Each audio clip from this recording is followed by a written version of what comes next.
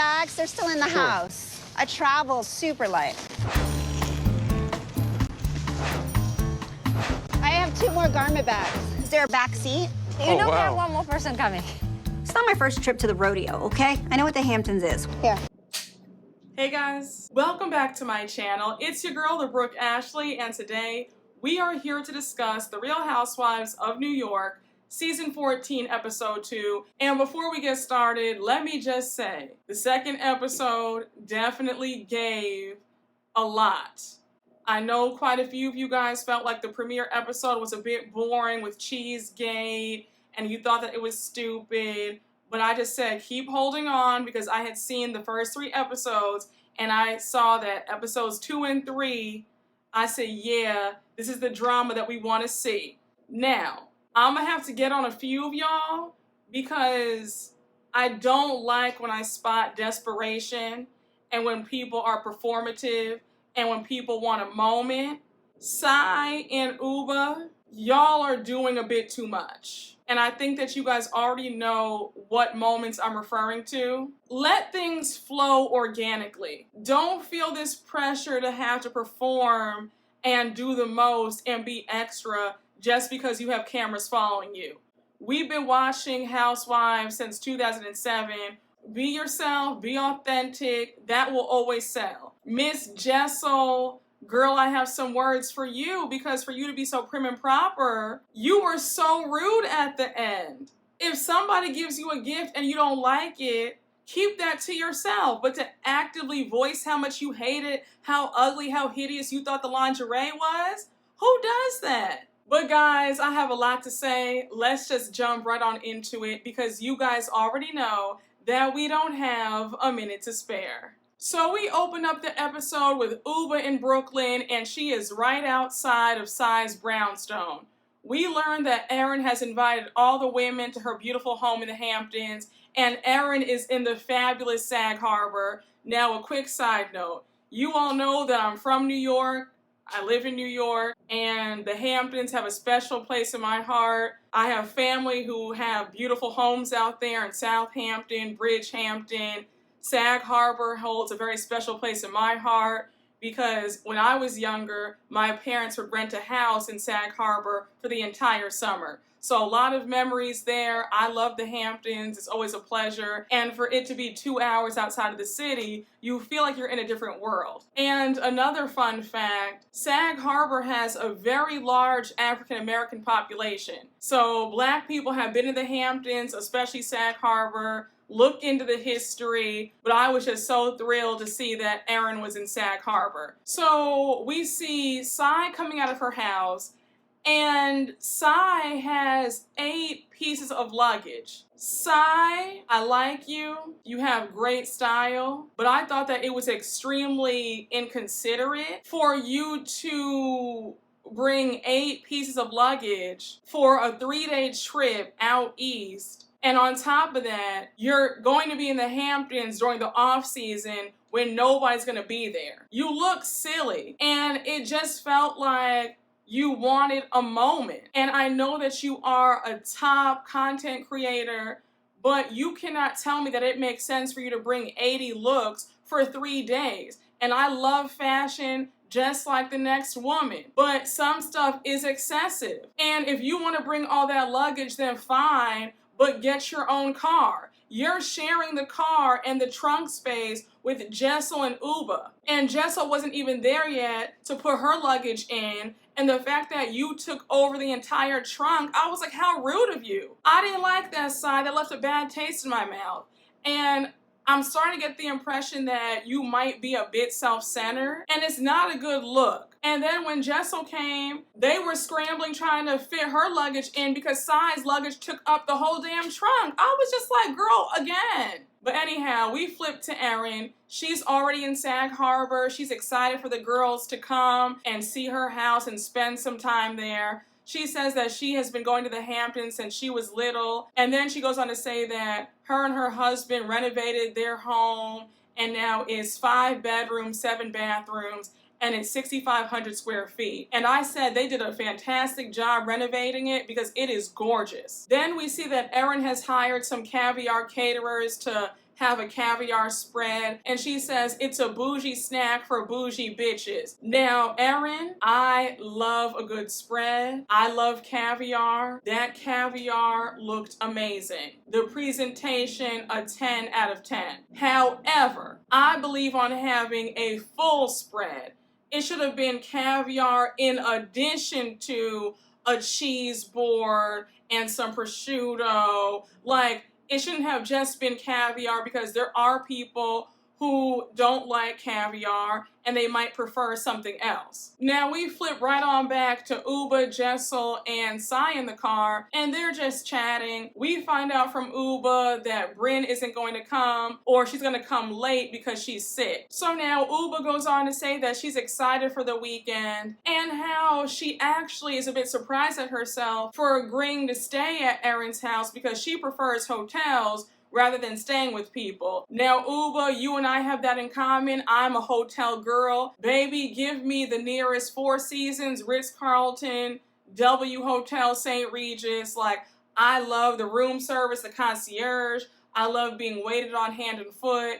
It's something about just having your own space as well. I don't have to worry about getting up at a certain time. I can just lounge around in the bed. I can have my space as messy as I want to have it. I don't have to worry about going to bed at a certain time, not having to disturb somebody. There's something about a hotel. I was like, Uba, me and you are right here, girl. Like, I get it. Now, I touched on this briefly in the last recap, but I'm gonna need these ladies to be better guests, because it looked like nobody had hostess gifts. Sai talking about she brought toilet paper with her because she takes her toilet paper seriously. And I said, now Sai, in last week's episode, you came to Jenna Lyons' dinner party empty-handed, and now you're about to spend 3 days at Erin's beautiful home in the Hamptons, and all you have to bring her is toilet paper. That's a slap in the face. And for you to have all this money and be traveling in these elite circles, I said you have to do better than that. And I was disappointed to see that none of them had a hostess gift for Erin. It's very rude. And when Jessel was like, should we stop and buy some food and bring it to Erin? And I was like, yeah, that's guest etiquette 101.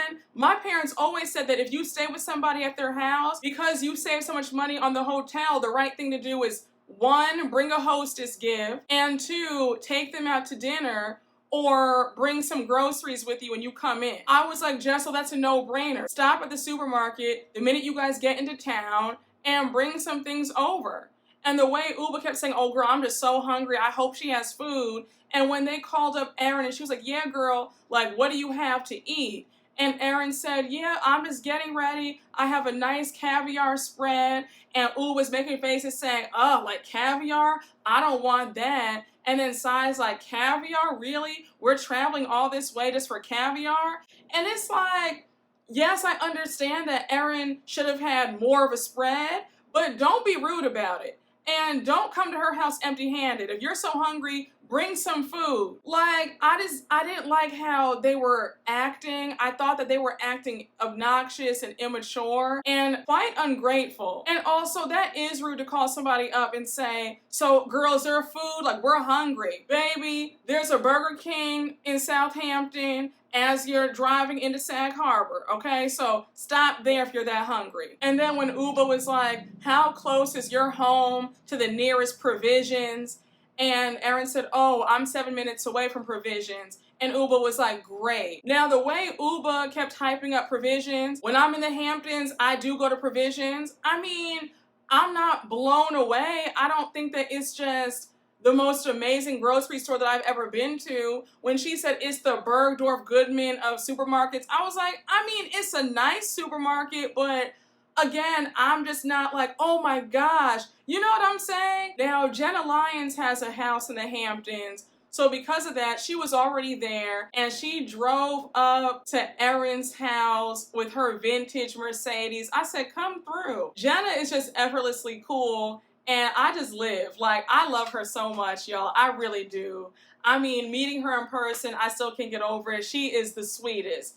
So anyhow, she arrives first, and Miss Jenna has manners. She brought a hostess gift. She got her this organic olive oil and a votive. I said, exactly. You never show up empty-handed. So Jenna comes in, she has some caviar, and then she's asking Erin to give her a tour. She's like, your home is so gorgeous, it's so big. Like, you can fit my whole entire house in your kitchen and living room. It's very small, it's like 1,500 square feet.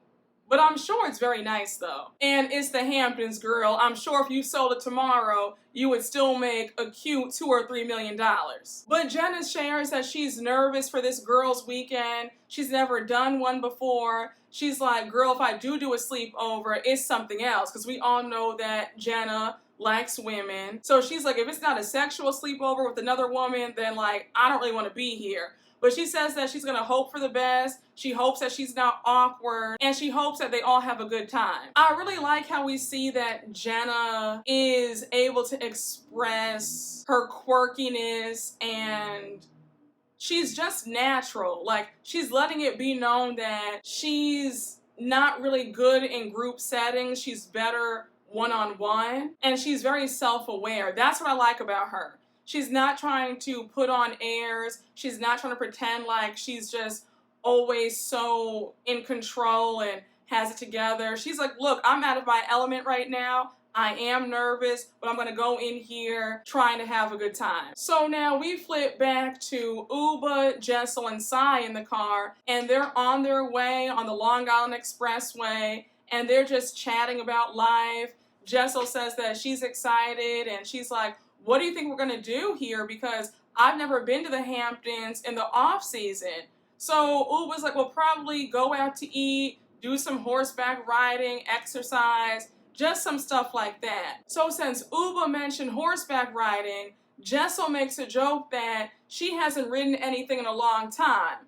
So they're all like, what, girl? So now Cy's asking her, when's the last time that she had sex? So she says it was before she had kids. Now, we all know that Jessel has 2 one-year-old twins, and they're like, come again? So Cy's like, you haven't had sex in over a year? Are you serious right now?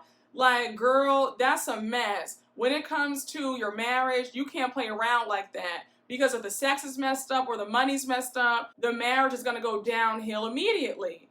Now, Jessel, if I were you, I wouldn't have told them that. Because later on in the episode, Cy and Erin would not let it go. And it was evident that you were upset and humiliated at the fact that they were all judging you and your lack of sex. I felt bad. I was like, sis, it's already bad enough that you have not had sex with your husband in over a year.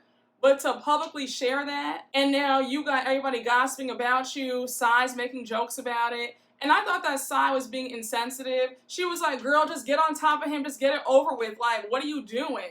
And it's like, Cy, obviously there are some underlying issues. Obviously she's not happy about the fact that her and her husband are not having sex. She looked visibly embarrassed, and I was like, see, Jessel, that's why it's not good to share everything, because people like to judge you and make you feel bad about stuff. And it looked like Jessel had regrets about ever sharing it, because they wouldn't let it go. And Jessel, I do have more thoughts about your sexless marriage. We're going to talk about that more later on.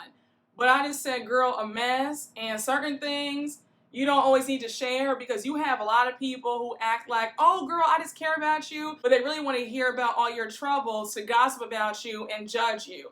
And it just felt very judgmental on Cy's part, the way she just kept making jokes about how you need to have sex and like, girl, what's going on? I was like, But Jessel, in all honesty, I would be nervous, because I don't know any man, regardless of any race, who's going that long in a marriage without having sex with his wife. Like, I just said, baby, like, I really do hope that you and Pavitt are having sex again, because that is a very long time. And it looks like it's an ongoing issue, because in the trailer, it seems like there's more chatter about your sexless marriage, and a few of your castmates seem to insinuate that your husband might be doing something on the side. So I just said, girl, I hope that y'all get it together real soon. But that really is sad to hear. And I could tell that Jessel regretted even sharing that. So now they finally arrived to Erin's home, and Sai was being so obnoxious, talking about, I need help with my luggage. And Erin was even like, girl, you're only going to be here for 3 days. Why would you bring 8 suitcases? Like, who does that? Like, where do you think you're going? Again, this is the Hamptons in the off season. Nobody's gonna even be here. And like I said, it was just so obnoxious. And for you to demand that everybody help you with your luggage, no. You brought all this luggage so you can take it all out. Who are you? And when Sai was being shady about the caviar, she was like, oh, I see that there's caviar on Pringles. Like, oh, you're a high-low type chick. I mean, I guess when I host people at my house, I have food and drinks. Like, you get treated well. And it's like, okay, you might be a good host, but you're not a good guest. Showing up, complaining, bringing 8 pieces of luggage, making everybody else get your luggage, and then you don't even bring a hostess gift. Let's work on that. One thing that kind of irritated me this entire episode, it felt like a lot of the ladies were just complaining left and right, and it was annoying. Shut up. Somebody was gracious enough to have you in their home for the next 3 days. Be grateful or be quiet, or go to a hotel, or go back home. But nobody wants to hear all your complaints. And then when Sai was talking about, oh, well, I don't think that this closet is going to fit all my clothes, I said, girl, again, nobody told you to bring 8 pieces of luggage for a 3-day trip. So now they all gather around in the living room. Erin's going over the itinerary for the day. She's like, okay, we're gonna chill out here, have some caviar. Then we're gonna go to Topping Rose for dinner. Topping Rose is a gorgeous restaurant. It's also a hotel as well. Honey, in peak season, you can't even get a reservation. I remember this past summer I went, and when I tell you, like, we got the last reservation at like 10 o'clock and packed wall to wall. The bar's packed. You have the girls trying to see if they can get a rich man. Baby, that bar is packed. You could barely move. Listen, it is that girl, like the hottest place, okay? But in the off season, it's a bit empty. So Sai says that she needs to figure out her looks for the dinner. And then we see Jenna discussing her home in the Hamptons and how her mom was staying there before her mom passed away because her mom was ill and she was taking care of her. So we learn a bit more about Jenna's life and how her mom always had a hard time connecting with other people. She was very cold, very rude. She would say inappropriate things. And Jenna goes on to say that she always knew that her family was different from other families, but she couldn't quite pinpoint why that was. But she goes on to say that, yeah, her mom was real emotionless, just very cold, and it affected their relationship and they weren't close. But her mom passed away, I think 6 weeks ago, and they're all consoling her. And then Jenna brings up that she was emotional when she met Jessel's mom the other day because Jessel's mom was the mom that she wanted. She was like, oh my gosh, your mom is so sweet, she's so affectionate, so loving, just so kind. Like, can I borrow your mom for a day? And they all start laughing. Jessel's like, yeah, girl, like, she can be your mom. And even Jenna's like, look, I would even pay your mom to just say nice things to me. But Erin goes on to say that Jenna's upbringing makes sense as to why Jenna is the way she is, because Jenna, while she can be really nice, she has her moments where she can be closed off and kind of cold. And listen, we all know that people's upbringing definitely does shape a large portion of their personality. What I will say is that it's clear that with Jenna's upbringing, it's made her to be extremely self-aware. She knows all her quirks, she knows her strengths, she knows her weaknesses, and she's not trying to pretend like she's anybody but herself. And I really do admire that. And I thought it was touching for her to open up and discuss her upbringing because it does give us a better sense of who Jenna Lyons is as a person. Was anyone else a bit annoyed at Uba still talking about going to Provisions?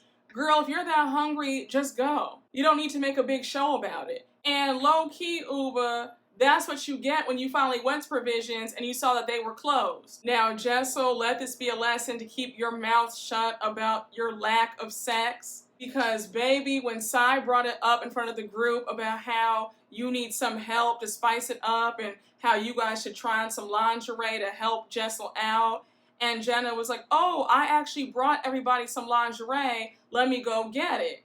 And so you have Erin talking about, oh my gosh, Jessel, when's the last time you had sex then? So Jessel tells Erin, and Erin is like, excuse me, are you serious? You haven't had sex for a whole year and a half? So Jessel's obviously embarrassed, and she's like, well, I'm exhausted, and, I have 1-year-old twins. And Erin was so dismissive. She was like, girl, I have 3 kids. Like, we still find the time. Like, that's a hot mess. And I just say, see, girl, I would not have said anything. Because now the whole house is judging you. They won't stop harping on it. Sai, that was not your place to tell everybody Jessel's business like that. That was really petty of you. So now Jenna comes back downstairs and she gives all the ladies their lingerie. And Sai and Erin love theirs. Erin had like this sexy 2-piece set. And then Sai got this like gorgeous lace bodysuit. So when Jessel opened up her lingerie, it was this green and black nightgown, and I'm not gonna hold you, I wouldn't have liked it either. I didn't think that it was sexy or flattering at all, but there is a way to handle stuff. I would have said, oh my gosh, Jenna, thank you so much. That's it. For Jess to be making faces and be like, oh my gosh, like, what? Is this sexy? Like, really? Like, I wouldn't pick this out for myself. That was rude. And Jessel kept saying, like, oh, like, are you sure? Like, I don't think this is sexy. Like, it's just so covered up. Like, I wish I got what Sai got. Like, that's sexy. And then Jenna said, oh, girl, if you think that your piece is covered up, mine is the most covered up. We learned that Jenna has this rare genetic disorder where she has, like, scars all over her body. And the only area that is scarless and is smooth is her cleavage. So she says, that's why you'll always see me with my shirt open, because that's the only good part. Now, we see them all getting ready to go out for dinner. Remember that they're going to Topping Rose to eat. And it was so funny because we see Jenna chastising Jessel. She's like, Jessel, you cannot wear multiple designers at once. You cannot have Alexander Wang on your back and Balenciaga on your back. Like, that's a no-no. No. I said, well, Jenna, get me together then, sis, because I'll have a whole bunch of designers on at the same time.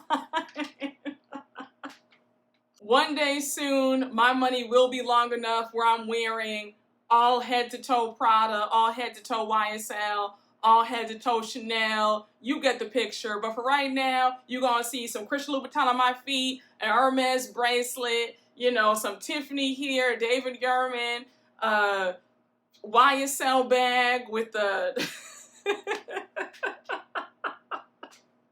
with a Givenchy hat. So I said, honey, listen, Jenna, you be calling me all sorts of tacky. But I said, girl, when my money gets long enough, I'll have head to toe of one designer. But until then, it's going to be a whole mix of all these designers. So they're at Topping Rose now. They all sit down. And now they start talking about Jessel's sex life again. And I'm thinking, y'all, leave it alone. This woman is visibly uncomfortable. She's obviously upset about it. You guys have already talked about it now twice before. Leave her alone. Stop bothering her about it. I said again, let this be a lesson. Be very careful about what personal information you share, because you have people who will be judging you and laughing at you, and they'll keep bringing it up to make you feel bad. But Jessel does reveal that before they had kids, they were having sex 3 to 4 times a week, and that things were good. So now Jessel tries to change gears, and she starts asking Jenna, when did Jenna start developing feelings for other women? So Jenna tells a story of how she was going through her divorce with her husband. She was in this weird space, and things were different when she turned 40. So she says that she was having a conversation with one of her close friends who's gay, and she was asking her friend about what's sex like with another woman, and when her friend started talking about it, she said that she got really hot. So she's like, all of a sudden I got this urge to kiss my friend, and I felt a way that I had never felt before. So that's when I knew that something was different. So now Jenna reveals that she wasn't even able to come out on her own terms. The New York Post did it for her. She says that she was out to dinner on a date with another woman. She wasn't obvious, or she thought that she wasn't obvious, but she says that, you know, we weren't kissing or anything. We weren't even holding hands, but I guess we were all giddy, and I guess it was obvious to other people. But the New York Post found out about the dinner. The next thing I know, they're calling me up at work, and they're like, we know that you're dating another woman. Do you want to comment on it? So she said that her heart sank. She couldn't believe it. The CEO of J. Crew and the PR person was on the phone at the same time, and they were like, yeah, girl, like, do you want to confirm or deny this story? So Jenna just said, without thinking, she said, confirm, it's true. And that's when it all came out that she was now interested in women now. That's really messed up that she wasn't able to discuss her sexuality on her own terms. But at least she did confirm the story, because had she denied it, you know how salacious the New York Post is. They're very shady. So they probably would have been writing all these articles about her anyway, trying to out her. So I guess she did take the satisfaction out of them trying to expose her by just saying, yeah, it's true, you can run the story. But Jenna does reveal that she is seeing somebody and she wants to keep it private. And I said, I know that's right. One thing about me, I am the biggest believer in moving in silence, especially when it comes to your love life. Some of y'all are sitting up here complaining about the dating pool when you need to be complaining about why you reveal everything to everybody so soon. I wholeheartedly believe that when you are just seeing somebody, keep it quiet. People's jealousy and their bad energy, honey, it can ruin the newest relationship just getting off the ground. If you do have a great guy, a great girl, a great person, keep it private for as long as you can. I'm so serious. Pop out when you get that ring on your finger. And then when Sai said, I mean, she's met my husband, why can't I meet her girlfriend? Like, friends meet each other's spouses. I said, girl, you guys are new friends. And second of all, that's her right. Third of all, if she's just dating this person, if it's brand new, that's the best time to keep things under wraps. You shouldn't be so pressed. So now we see Jessel revealing more about how her and her husband met. They were the best of friends before they got married. They used to be roommates at one point. And she said that her mom came into town one time to visit, and her mom was like, girl, are you crazy? He is in love with you. So she says from then on, you know, it turned romantic and they got married. Now, maybe I am overthinking this. Maybe I'm reaching. Let me know down in the comments. I know you guys always keep it real with me. But when Jessel was telling the story about how her and her husband got together, I didn't get the impression that she was ever attracted to him. It just sort of seemed like, we're good friends. He likes me, so why not? That's the impression that I got. I don't know. And maybe, again, I don't know the ins and outs of anybody's relationship, but I didn't ever hear that, like, excitement, like, oh my gosh, like, you know, I looked at him one day and I was like, you know what? He's actually, like, cute. He's fine.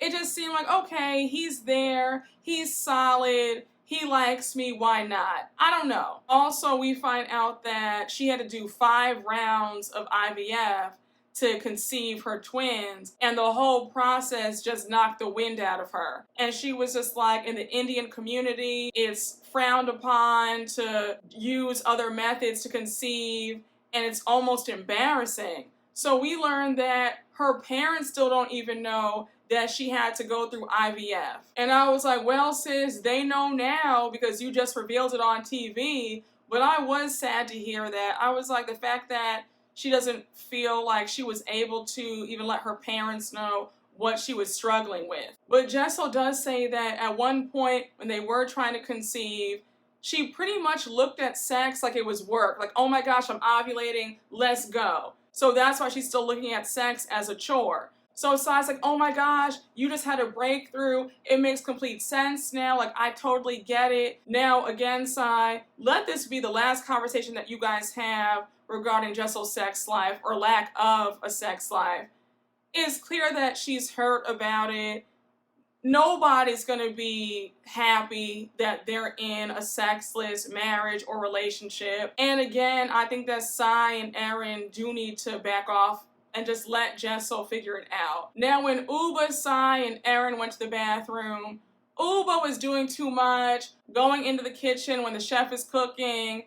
It's like, girl, just go to the bathroom and go back to the table. Like, it just felt really performative, like you just want a moment for TV. It didn't feel authentic. It just feels like you're trying too hard. And then when you went into the pantry to take the coconut milk, it was like, come on. Now the dinner is over and they all head back to Erin's house and they change into the lingerie that Jenna bought for all of them. Now Uba was also complaining about her lingerie. I thought that Uba looked so good. That gold on her skin, she looked really sexy. I loved it. And I was like, again, that's not a good look to be complaining about the lingerie pieces that your friend got you as a gift. That's not cool. But I was happy when Uba changed her tune and she said, you know what, Jenna, I take it back. I love it. It's gorgeous. I feel hot in it. And then Jenna was like, yeah, girl, you look amazing. And Uba, again, you really did look good in the piece. Like, I'm not just saying that. You looked amazing.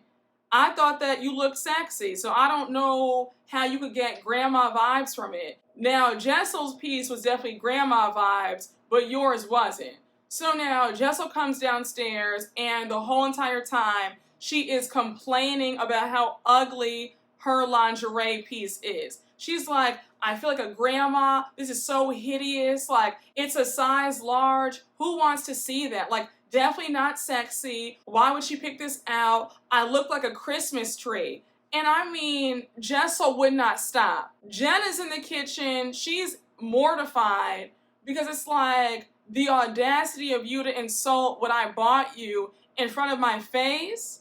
Who does that? And I loved when Jenna said the fact that Jessel is so unaware of how rude she is. I'm in shock because who acts like this? And Erin was like, Jessel's being an asshole about it. Like, okay, we understand that you don't like it. It might not be the most flattering thing, but you don't have to be so rude about it. So we end the episode with Jessel storming back upstairs, talking about how hideous it is and how she would never wear it. And that's where we end it. Now, again, Jessel, that was just such a jackass thing for you to do. If I were Jenna, I'd make a mental note of that and I would never buy you another gift again. How dare you? There's a way to handle every situation, and the fact that Jenna is very sweet and mild-mannered, and she's been so kind to you, the fact that you would do that, that's a real slap in the face. Y'all, the amount of complaining in this episode really sent me. I just said, y'all are way too grown for this behavior. Who do you think you are? But y'all, I really enjoyed this episode. I hope you all enjoyed my recap. Thank you all so much for watching, and you already know what to do. Please make sure to like, comment, and subscribe, and I will see you all later. Bye.